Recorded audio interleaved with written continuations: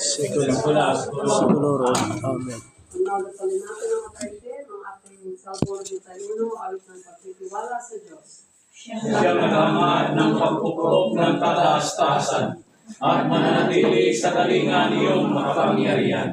Magkapagsasabi sa kanyang Panginoon, buong kagandahan, ikaw ang aking Diyos, ang Diyos na tanging kong pinagkatiwala. Ika'y nilikas niya sa panganib sa uman ng likha. At kahit anong mabigat na salot, di ka magdaranas. Lulukuban niya sa lihim ng kanyang malabay na pakpak, at sa kalinga niya ay matitiyak mo na ikaw ay ligtas. Iingatan niya at ipagsasanggalang sapagkat siya ay tapat. Pagsapit ng gabi, di ka matatakot sa anumang bagay. Maging sa gagawing biglang paglusong pagsapit ng araw. Ni sa anumang darating na salot pag-agat ng dilim. Di ka matatakot sa kasamang araw kung dumating. At kahit namukuhan sa iyong harapan ng 1,000 tao, sa iyong paligid ang bilang ng patay maging 10,000. Di ka matatakot at matitiyak mong di ka maano. Di kaya mamasid at sa paglalukod iyong pagmamasdan. Iyang masama ay makikita mong pinarusahan. Sapagkat si Yahweh ang iyong ginawang tagapagsandalan. At ang pinili mong mag-iingat sa iyo'y kataas-taasan.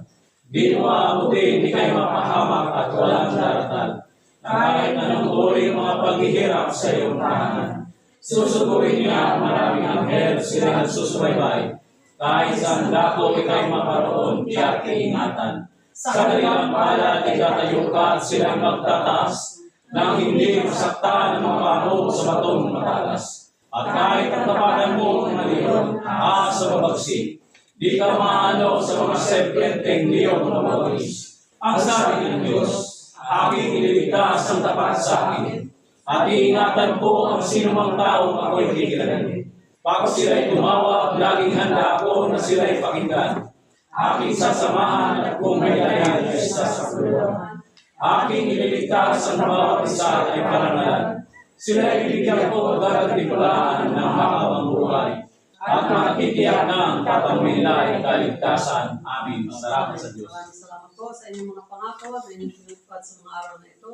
At tutup pa rin sa mga araw na darating ngayon dahil nagkakastigo na kayo ng mga kastigo galing sa langit sa buong mundo. Maawa po kayo sa aming lahat. Tinataas po namin ang lahat ng mga tao sa buong mundo. Lalong-lalo na ang malayo sa inyo, lalong-lalo na ang mga tao na hindi kayo kilala, lalong-lalo na ang mga tao na nasa karamihan pa rin hanggang ngayon, at lalong-lalo na ang mga tao for whom you are not the center of their lives, at ang mga matitigas ang puso, ang mga masikip ang mga puso at kaisipan, at ang mga malamig na puso, Panginoon. Kayo lang po ang makakainit ng aming mga puso sa inyong pagmamahal. Kayo lang po ang you are the only one who can transform our hearts to the newness of creation, dear Lord, that you are preparing, you have prepared for us. Ang kayo lang po ang makabuhos ng inyong pagmamahal sa pamamagitan ng inyong banal na Espiritu sa aming mga puso. Maraming salamat po, dear Lord, sa lahat ng inyong ginagawa para sa aming lahat. Maawa po kayo, tulungan niyo po kami. Tinataas po namin ang aming mga dugtong dugo, whom you want to be with us in the temples that you have prepared for all of your children in your kingdom. Maraming salamat po. Second Chronicle, chapter 7, verse 13 to 16. Maaaring ibig ko ang langit at hindi umatak ang ulan. Maaaring magpadala ko ng mga balang upang salantain ang lupain ito. Maaaring palaganapin ko sa aking bayan ang salot. Ngunit sa sandaling ang bayang ito na aking pinili ay magpakumbaba. Manalangin, hanapin ako at talikdan ng kanilang mga kasamahan. Diringin ko sila, patagawain ko sila, at ibabalik ko sa kanilang lupain ang katiwasayan at kasaganahan. Diringin ko nga ang mga dalangin gagawin dito ngayon at magpakailanman. Hinirang ko at italaga ang bahay na ito upang mamalagi rito ang aking pangalan. Pangangalagaan ko at makamamahalin ang buong na ito magpakailanman. Amin. Salamat sa Diyos. Maraming salamat po, dear Lord. And now let us pray ang panalangin sa ating mahal po ang Nuestro Padre Jesus Nazareno. Katamis-tamisan naming mahal na poong Nuestro Padre Jesus Nazareno, Diyos, panunubos ko na naglalakbay sa Kalbaryong pasan-pasan mo ang krus na pagpapakawan sa iyo. Kami habang makasalanan, naging dahilan sa iyong masayang na hirap. Ay nagpupuri sa iyo nagpapasalamat. Bilang maamong kordero, ay buong inaon o pinanggap sa itaas ng iyong balikat ang kahoy ng iyong kamatayan. Upang doon mauksan ang aming mga kasalanan at sandaigdigan. Patawarin mo kami, O Jesus. Inaamin ang aming mga sala at kami mananalig dahil sa katiyan niyong walang kahuli.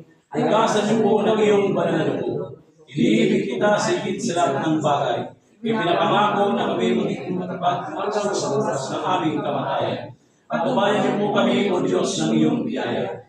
Yakin niyo po kami sa landas ng inyong utos dyan sa langit ng iyong kaharian. Amen. Salamat sa Diyos. Salamat sa Diyos. Maraming salamat po sa inyong lahat, dear Lord Jesus Christ. Sa inyong Mga salita, Alleluia, Alleluia, Alleluia, Alleluia, Alleluia. Wikain mo, oo nakikinig ako sa